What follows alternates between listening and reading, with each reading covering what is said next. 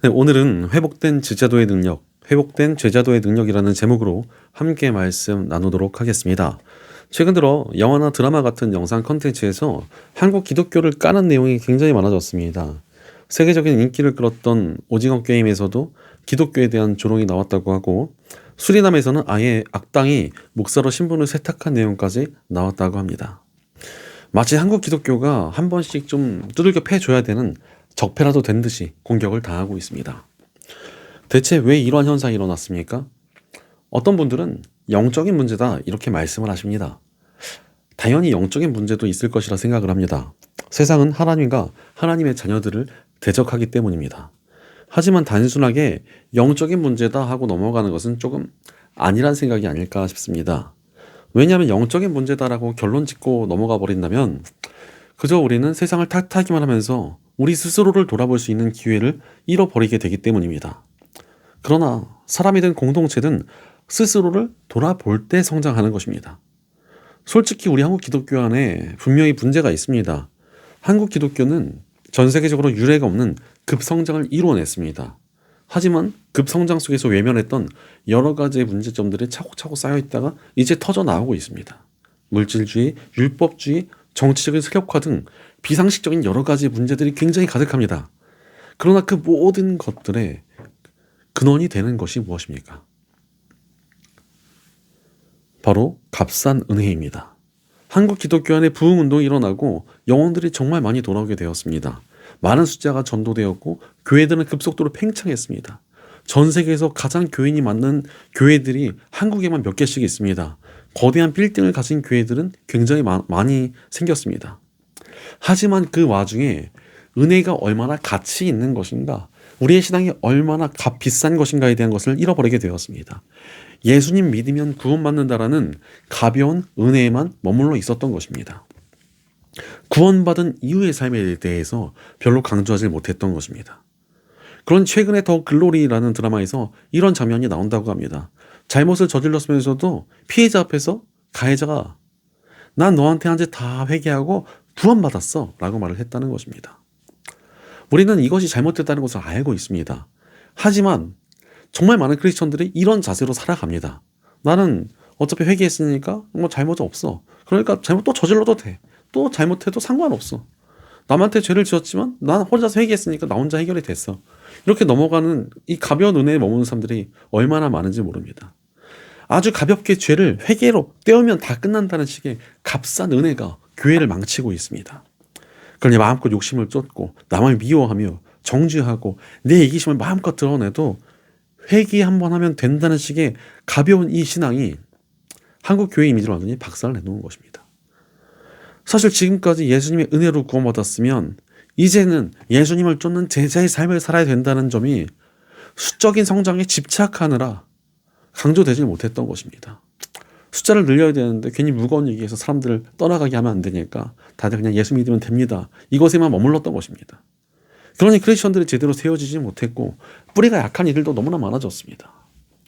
그러므로 자꾸 문제가 생기고 이 사회에 교회와 크리스천들이 자꾸 실망을 주는 것 아니겠습니까? 아무리 숫자가 많아지고 건물이 커지면 뭐합니까? 건물을 아무리 크게 지어놔도 소용이 없습니다. 최근에 인천에 있는 왕산교회라는 곳이 팔려서 대형 카페가 되었다는 소식이 들려왔습니다. 기독교의 역사에 굉장히 의미가 있는 이 초기 기독교의 교회 중에 하나였지만 이제는 더 이상 예배 드릴 수 없는 공간이 되어버렸습니다. 그런데 뭐 지금 유럽에 있는 교회들의 형편이 굉장히 비슷하다고 합니다. 아름답게 지어놓은 예배당이 미술관이 되어버리고 작업실이 되고 심지어 뭐 댄스 클럽이나 이슬람교의 모스크가 되고 있다고 합니다. 건물을 아무리 멋지고 크게 지어놔도 사람이 온전히 세워지지 않으면 아무런 의미가 없습니다. 그러니 사람이 제대로 세워져야 합니다. 바로 우리 크리스천들이 이 변치 않고 단단한 믿음의 사람들로 세워지는 것이 너무나 중요합니다. 값싼 은혜가 아니라 제대로 복음에 헌신된 크리스천들이 지금의 시대에 너무나도 절실히 필요합니다. 제대로 복음에 헌신되지 않은 이들은 교회와 복음에 대한 책임감을 가지려 하지 않기 때문입니다. 죄 용서받았으니까 이제 복이나 받고 돈이나 많이 벌고 싶다. 내 마음이 편하면 됐다. 종교가 전부는 아니니까 뭐 적당히 믿고 구원이나 받으면 됐다. 이런 식의 마음을 가진 크리스천들이 가득하다면 교회가 어찌 바로 설 수 있겠습니까? 실제로 값싼 은혜에 머무려고 하는 크리스천들은 거룩한 삶을 살아갈 수 없으며 하나님의 사람다운 선한 영향력을 발휘하거나 쓰임받기가 쉽지 않습니다. 오히려 하나님과 교회의 이름에 먹칠할 때도 너무나 많습니다. 그런데 평소에는 값싼 은혜에 머무는 이들과 이 복음에 헌신된 사람들이 잘 구분이 안 됩니다. 다들 똑같이 예배도 드리고 찬양도 뜨겁게 합니다. 말도 번지르르하게 똑같이 잘합니다. 그러나 자신의 일상과 선택의 문제에 있어서 선명하게 두 부류의 사람들이 구분이 됩니다. 값싼 은혜에 머무는 이들은 이기적으로 살아가고 자신의 욕심만을 쫓으며 살아가게 됩니다.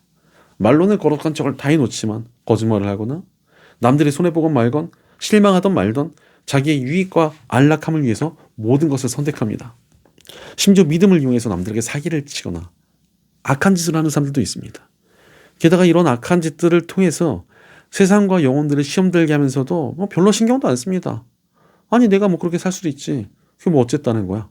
자신이 크리스천이라는 이름을 가지고 있으면서 그런 잘못을 저지르는 것이 얼마나 세상에 악한 영향을 주는지에 대해서 생각을 하진 않습니다. 자신의 믿음에 대해서도 깊이 고민해 보지 않고 영혼들의 구원이나 교회의 미래에 대해서 깊이 생각하지 않는 너무도 가벼운 신앙에만 머물러 버리는 것입니다. 그러니 신앙이라고 하면서 사람들에게 시험을 던져줍니다. 어떤 큰 교회가 있는데 그 교회는 주일만 되면 온 동네가 마비될 정도로 교인들이 불법 주차를 했다고 합니다. 그래서 주민들이 불편해서 항의를 하다가 신고까지 했더니 이제는 예배 중입니다라는 종이를 번호판에 다 붙여가지고 이 카메라로 선석하는 것을 막았다는 것입니다. 너무나 비상식적이며 악한 일인데도 그냥 영적이면 된다라고 생각하는 것 아닙니까? 그냥 편하게 예배 드리면 된다. 이렇게 해서 교인들이 더 오면 좋다. 얼마나 쉽고 가벼운 생각입니까? 이런 고민 없는 값싼 신앙이 교회를 욕먹게 하고 우리 신앙을 조롱당하게 하고 있는 것입니다. 하지만 안타깝게도 참 많은 크리스천들이 무게감 있게 살려고 하진 않습니다. 그저 가벼운 신앙에만 머물고 싶어 합니다. 왜 그렇습니까? 사실 이 시대의 문화가 굉장히 가볍습니다. 무거운 주제나 고민을 안겨주는 이야기에 별로 관심이 없습니다. 다들 가벼운 웹소설들이 요즘 인기를 끌고 있고 자극적인 드라마들이 많은 사람들이 관심을 얻게 됩니다. 최근에는 유튜브나 인스타의 아주 짧은 영상들이 인기를 끌고 있습니다. 길고 무거운 것에는 관심이 없고 다들 가볍게 살아가고 싶어 합니다. 그러니 신앙 역시도 가볍게 가고 싶어 합니다. 그래서 헌신, 순종 같은 단어들을 듣기도 싫어하는 것입니다. 그러니 예수님을 구원자로 여기기는 하지만 그분을 쫓아야 할 스승으로 여기질 않습니다. 여기서 우리의 모든 문제가 시작되었습니다. 바로 이 시대 교회의 가장 큰 문제는 제자도의 상실입니다. 예수님을 스승으로 따르며 그분을 닮아가는 그 길을 걷는 제자도가 사라지니까 값싼 은혜만이 넘쳐나고 크리스천들의 뿌리가 너무나 약해졌습니다. 그러니 이 시대의 교회를 다시 회복시키고 크리스천들의 선한 영향력을 갖추기 위해서는 제자도를 회복해야 합니다. 복음의 능력은 제자들을 통하여 나타나기 때문입니다. 실제로 예수님을 따르던 사람들은 두 부류로 나뉘었습니다. 하나는 무리였고 하나는 제자였습니다. 무리들은 한 번에 수천 명씩도 몰려들었습니다. 그러나 그들은 조금만 위기가 와도 돌아서고 오히려 예수님을 비난하기까지 했습니다. 하지만 교회를 세우고 하나님께 쓰임받았던 이들은 예수님을 끝까지 쫓으며 따랐던 제자들이었습니다. 지금 이 시대에도 교회를 다시 회복할 수 있는 길은 교회의 크기나 숫자에 있지 않습니다. 교회를 회복하고 세상을 구할 이들은 예수님을 온전히 따르는 제자들입니다. 그러니 우리는 제자도를 회복해야 합니다. 실제로 오늘 말씀의 데살로니가 교회는 어떠했습니까? 제자도가 살아있는 교회였습니다. 오늘 말씀 6절을 보니까 우리와 주님을 본받고 있다라고 말씀하십니다. 제자란 스승을 꼭 닮아가는 존재입니다. 바로 데살로니가 교회가 예수님의 제자답게 예수님을 닮아가고 있었다는 것입니다. 그러자 무슨 일이 일어났습니까? 선한 영향력이 나타나기 시작했습니다. 7절 말씀 보니까 그리하여 여러분은 마케도니아와 아가야에 있는 모든 신도들에게 모범이 되었습니다라고 말씀하고 계십니다. 데살로니가 교회는 작고 연약한 교회였으나 제자도를 붙들었습니다. 그러자 자신들의 지역인 마케도니아 그리고 옆 지역인 아가야에까지 영향력을 나타내는 교회가 되었습니다. 다른 고난받던 교회들이 데살로니가 교회 덕분에 힘을 얻고 소망을 얻게 되었다는 것입니다. 이것이 바로 우리가 가야 할 길입니다. 우리는 제자도를 회복해야 합니다. 우리가 예수님의 제자담을 회복할 때 우리에게 선한 영향력이 나타나고 교회가 회복되며 교회에 실망했던 이들의 마음이 치유되고 하나님의 역사를 이루어갈 수 있게 될 것입니다. 그렇다면 우리가 정말 제자답게 살기 위해서는 어찌 해야 하겠습니까? 첫째로 제자답게 살기 위해선 온전한 기쁨을 알아야 합니다. 사랑하는 여러분, 여러분을 가장 기쁘게 하는 것이 무엇입니까? 내가 무엇을 가장 기뻐하느냐가 곧 내가 어떤 사람인가 하는 것을 증명합니다.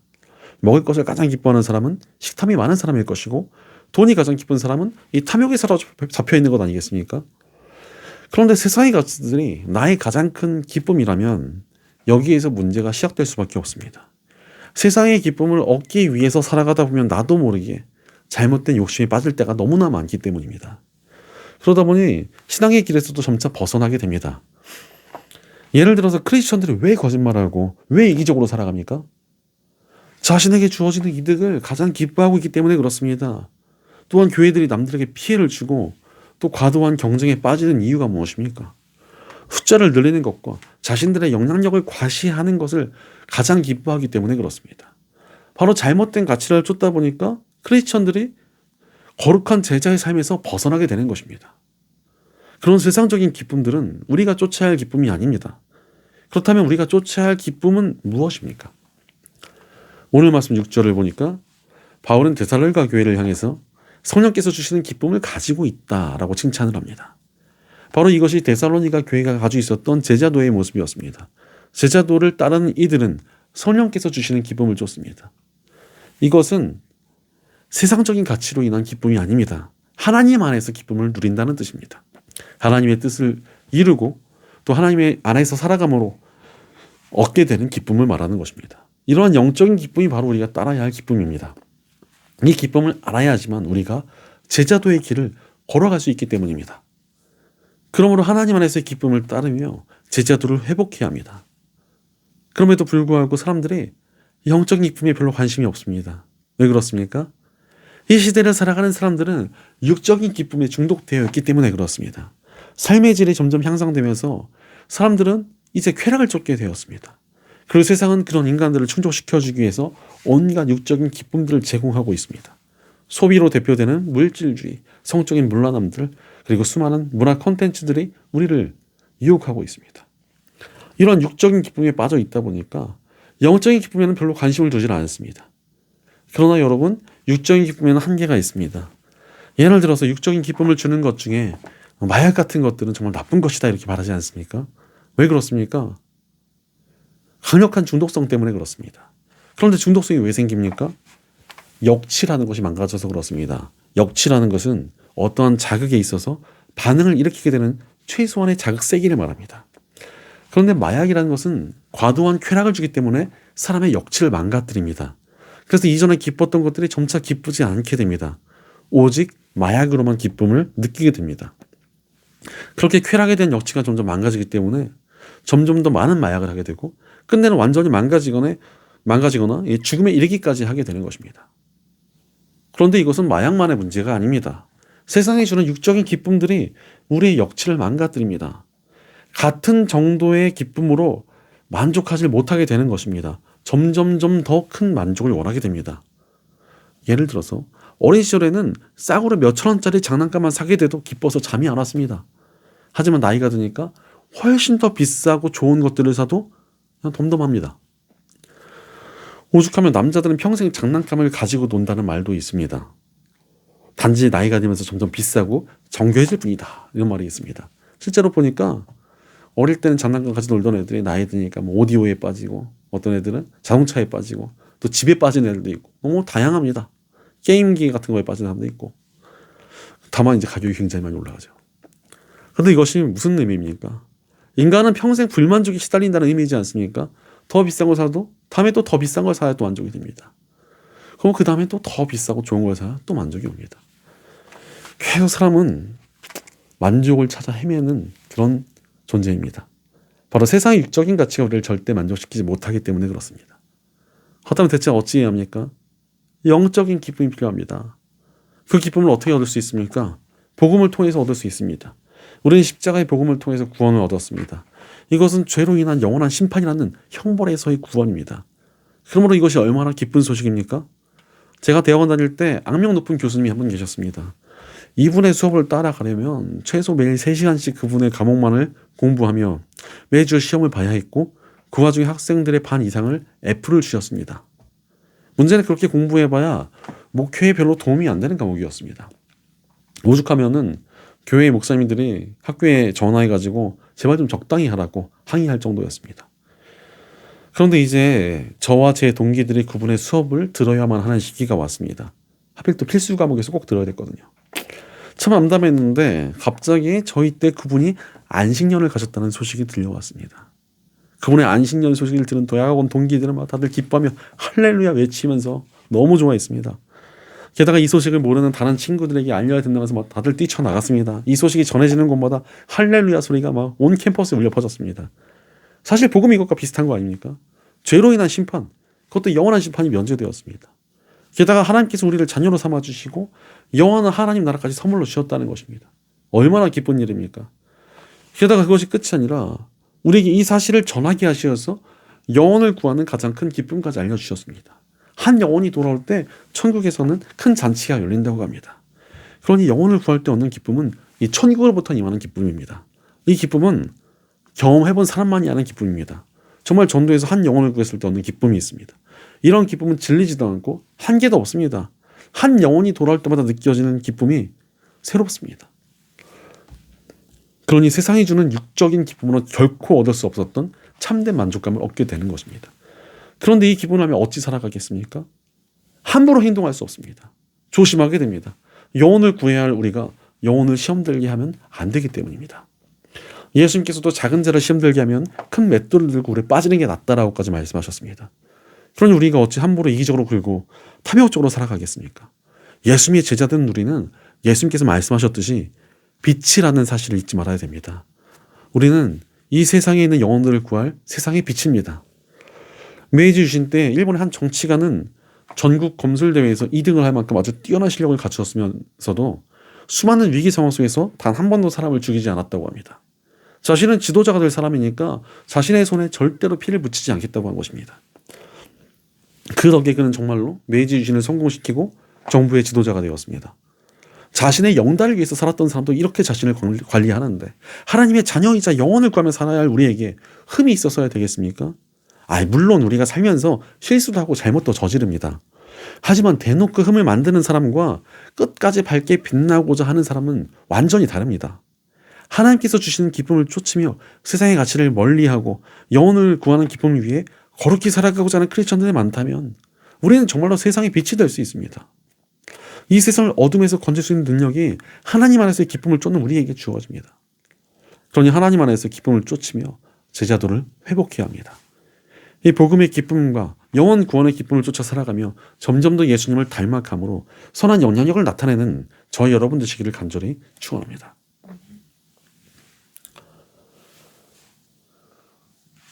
둘째로 제자답게 살기 위해선 온전히 말씀을 따라야 합니다. 사랑하는 여러분, 무엇을 따라서 살아가고 계십니까? 내가 무엇을 따라 살아가느냐가 나의 신념을 증명합니다. 그런데 어떤 분들 보니까 믿음이 있다고는 하는데 스님이 쓴 책을 가지고 다니면서 이것이 내 삶의 지침입니다 이러고 하고 다닙니다. 무슨 또 돈 버는 책을 자기 삶의 나침판이다 이렇게 이야기합니다. 과연 이런 분들의 믿음이 하나님을 향하고 있는 것이 맞습니까? 그런데 세상에서 어떤 분야의 지침이 될 만한 것을 바이블이라고 부릅니다. 이 분야의 바이블 이렇게 말하지 않습니까? 바이블이 무슨 뜻입니까? 성경이라는 뜻입니다. 세상에서도 크리스천들의 삶의 지침이 성경이니까 어떤 분야의 지침을 바이블이라고 부르는데 정작 성경에 별로 관심도 두지 않는 크리스천들이 적지 않습니다. 그러나 우리가 온전히 살아가려면 말씀을 쫓아 살아야만 합니다. 예수님을 닮아가려면 그분이 어떤 분인지를 알아야 되지 않습니까? 그것이 다 성경에 있습니다. 성경 없이 예수님을 닮아가겠다는 것은 말도 안 되는 일입니다. 그래서 오늘 말씀에서 바울도 데살로니가 교회를 칭찬하며 말씀을 받아들여서라고 말합니다. 데살로니가 교회가 제자들을 굳게 붙들었던 이유 중에 하나가 바로 말씀을 잘 받아들이고 붙들고 있었기 때문이라는 것입니다. 바로 말씀을 따라 살아가는 것에서 예수님을 닮은 제자의 삶이 시작되는 것입니다. 거기 늘 말씀을 따르며 제자도를 회복해야 합니다. 그럼에도 사람들이 말씀을 따라 살려 하지는 않습니다. 먼저는 가벼운 것을 쫓는 시대의 분위기 때문에 말씀에 별로 관심이 없습니다. 제가 신학대 다닐 때 어떤 목사님께서 특강을 오셔가지고 학생들에게 자 여러분 히스기야서 7장 14절 펴보세요 이렇게 말을 하셨습니다. 그런데 몇몇 학생들을 제외하고 꽤 많은 학생들이 막 성경책을 막 뒤적거리기 시작했습니다. 물론 아예 성경책이 없던 애들도 있었습니다. 그래서 갑자기 목사님께서 잠깐 이러더니 얼마나 성경을 안 읽으면 히스기야서라는 성경이 없다는 것도 모르냐 이렇게 혼을 내셨습니다. 다행히 저는 듣자마자 그분의 위트를 알아채고 가만히 앉아서 웃고 있었습니다. 혹시 우리 목사님도 성경을 되게 안 읽는 거 아닌가 하는 걱정은 안 하셔도 된다는 뜻입니다. 그런데 사역자가 되겠다는 신학생들도 이러한데 평신도이신 분들은 어떻겠습니까? 평생 성경을 1독도 못 해보시는 분들 굉장히 많습니다. 그런데 말씀이 어떠한지 말씀을 따르는 삶이 무엇인지 잘 알지도 못하고 살아갑니다. 물론 세세한 말씀은 다 모르더라도 신앙생활을 열심히 하다 보면은 어느 정도는 무엇이 말씀을 따르는 삶이구나를 대충 압니다. 그러나 나의 이득에 걸려있을 때나 다른 사람들에게 눈치가 보일 때 말씀을 따르지 않고 타협하려 하는 사람들이 굉장히 많습니다. 이것이 바르지 않다는 것을 알고는 있습니다.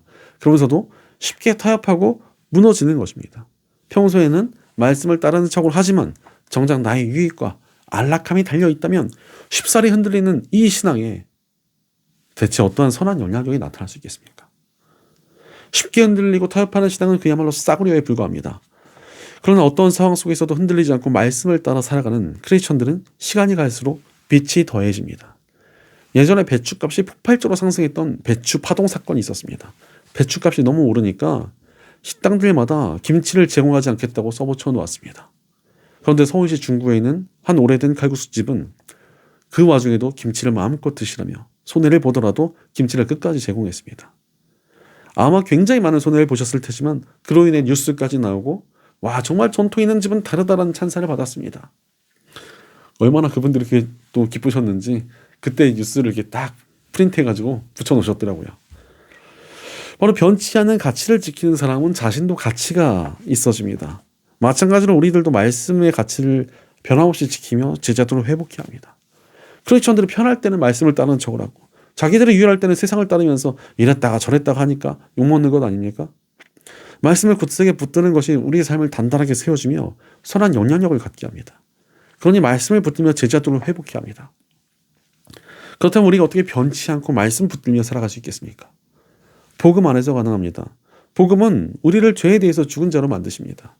복음을 받아들인다는 것은 나의 유익과 안락함을 쫓던 나를 예수님의 십자가에 함께 못 박는 것이기 때문입니다. 바로 복음 안에서 우리는 이미 세상에 대해서 죽은 자입니다. 여러분 죽은 자는 스스로 움직일 수 없습니다. 더 이상 자신이 좋아하는 것들이나 원하는 것들을 쫓아갈 수 없다는 것입니다. 바로 복음 안에서 죽어진다는 것이 이런 것입니다. 나의 원함을 쫓아서 살지 않겠다는 것입니다. 오히려 우리는 부활하신 예수님과 함께 새로이 태어난 사람들입니다. 우리는 복음 안에서 말씀 붙들고 살아가는 새 사람으로 새롭게 태어났습니다. 그러니 우리는 본질적으로 흔들림 없이 말씀을 따라 살도록 부르심받은 사람들이고 그렇게 살아갈 수 있도록 복음 안에서 능력을 받은 사람들입니다. 그러니 흔들림 없이 하나님의 말씀을 쫓아 살아가는 것이 우리가 살아야 할 제자의 삶인 것입니다. 그렇게 변함없이 말씀을 쫓아 살아가는 삶에 능력이 있습니다. 실제로 우리 예수님께서는 우리에게 너희가 세상의 소금이라고 말씀하시며 맛을 잃지 말라고 하셨습니다. 변치 않는 모습의 능력이 있다는 것입니다. 실제로 변하지 않고 그 자리에 서 있는 사람이 주는 영향력이 있습니다. 제가 최근에 옛날에 살던 동네를 몇 년 만에 가게 되었습니다. 그런데 그 동네는 참 맛이 되게 없던 빵집이 하나 있었습니다. 맛이 너무 없어서 20년 전에 한 번 가고는 몇 번 정도 가고는 다시는 가질 않았습니다. 그런데 굉장히 오랜만에 갔던 그 동네에 그 빵집이 여전히 자리를 지키고 있었습니다. 그곳에서 살 때는 맛없는 빵집이라고 생각하고 살았는데 20년이 넘도록 한 자리를 지키는 모습에 굉장히 반감이 느껴졌습니다. 그리고는 혹시 내가 맛없게 느낀 게 좀 잘못된 거 아닐까? 이렇게 우리가 버티는 거 보니까 맛있는 거 아닐까? 적어도 맛있어진 것은 아닐까? 이런 생각이 들었습니다. 변치 않는 모습이 주는 감동이 있었고 그것 때문에 그 감동 때문에 그곳을 다시 보게 된 것입니다. 물론 그날은 영업이 끝나서 가지 못했지만 나중에 꼭 한번 가서 들려봐야겠다는 생각을 지금도 하고 있습니다. 마찬가지로 크리스천들의 삶이 변함없이 그 자리를 항상 지키고 있다면 그것이 능력이 됩니다. 사실 처음 이득을 포기하고 말씀을 따라 살면 사람들이 막 바보 같다, 어리석다 이런 소리를 합니다. 심지어 그것이 반복되면은 쟤는 원래 저런 사람이 이렇게 당연히 여기는 사람도 생깁니다. 그때 또 우리는 굉장히 억울함을 많이 느끼기도 하죠. 그러나 계속 말씀에 바로 서 있으면 점차 변치 않은 그 모습에 의아함이 생깁니다. 쟤 뭔가 있나? 저렇게 사는 사람 뭔가 좀 다르다. 바로 그 모습에 세상이 감동을 받습니다. 그리고 그때 변하지 않을 것 같던 영혼들도 우리의 믿음과 복음에 관심을 가지는 것입니다. 바로 변치 않는 우리의 모습을 통해 세상을 바꾸어가는 선한 영향력이 나타납니다.